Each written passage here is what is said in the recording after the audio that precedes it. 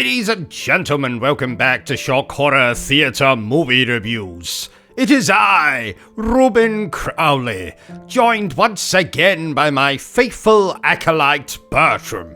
Say good evening, Bertram. On you go, don't be shy, Bertram. Oh, he's being shy. Well, anyway, this is my review for Wicked Part 1. So, Ghouls and Ghosts, Wicked Part 1, released in late 2024.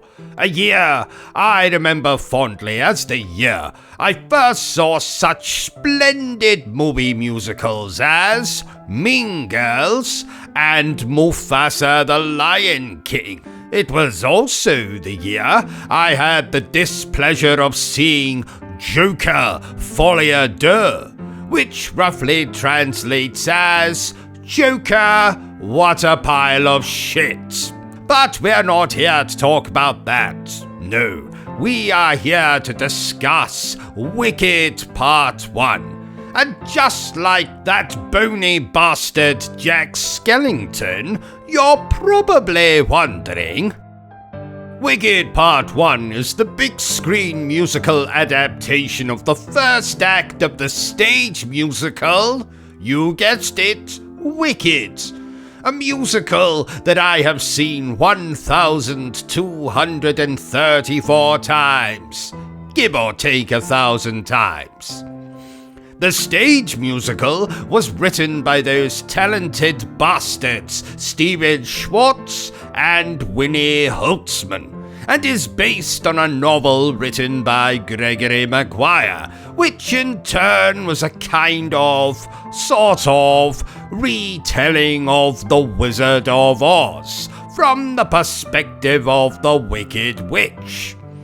The story of Wicked Part 1 takes place in the land of Oz many years before the events of The Wizard of Oz, and follows the future Wicked Witch of the West, Elphaba, as she meets and eventually becomes friends with Glinda, who will one day become known as Linda the Good. Glinda the Good. Her name is so damn confusing.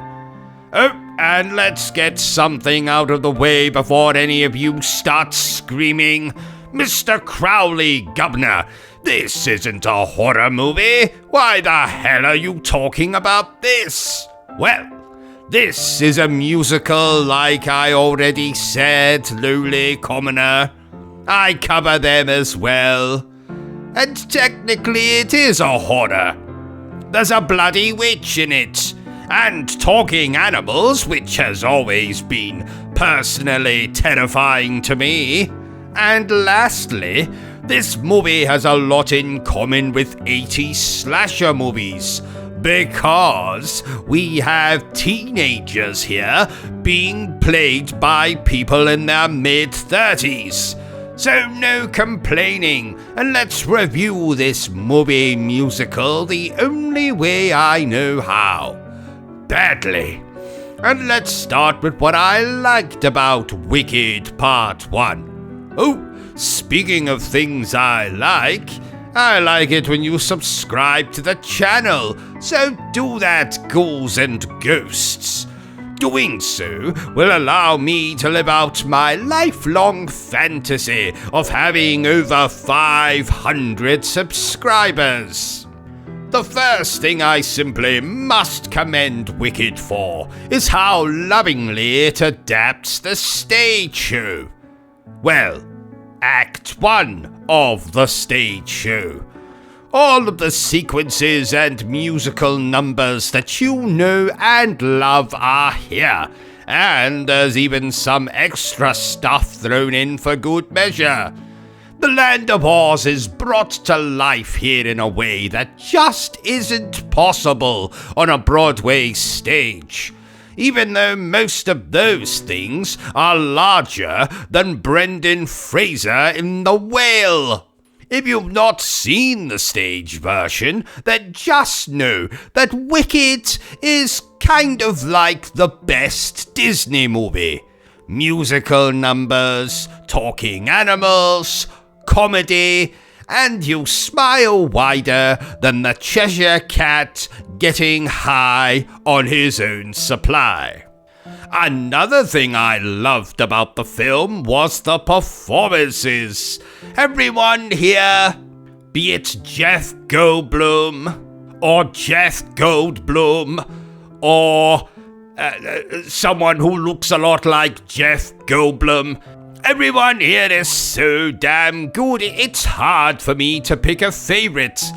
But if you were to hold a loaded broomstick to my head, I would have to go with Ariana Grande as Glinda. Galinda.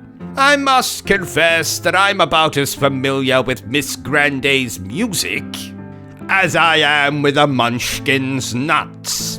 And I'm definitely not familiar with the Munchkins' nuts. Not even a little bit.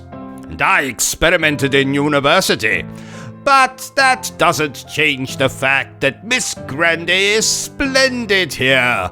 Voice of an angel. And she is very, very funny.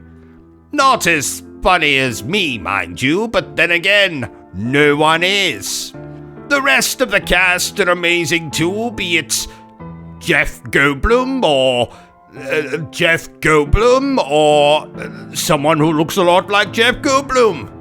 What else is amazing about this film is the visuals, be it the sets, the costumes, or the bloody CGI monkeys.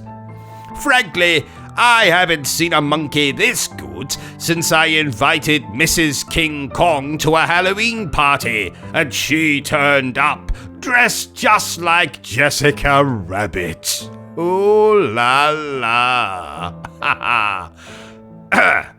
Anyway, I honestly can't say enough how good this movie is.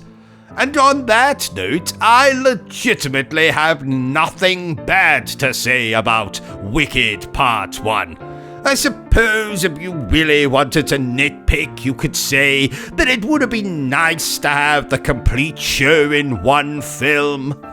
But for me, that would ruin what is probably going to be two of the greatest movie musicals ever made.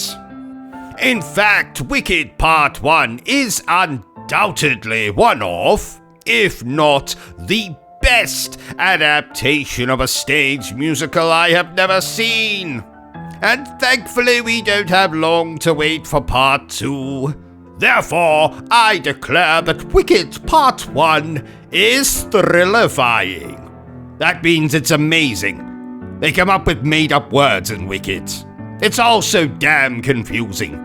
So there you have it, ghouls and ghosts, my review for Wicked Part 1. If you enjoyed this little review of mine, don't forget to give me a thumbs up. If you haven't enjoyed it, well then feel free to give me a thumbs down. But please remember the single most important thing I always tell you, dear viewer. And that is that a good nightmare does come so rarely. So make sure you put on your bloody glasses so you can see the damn thing.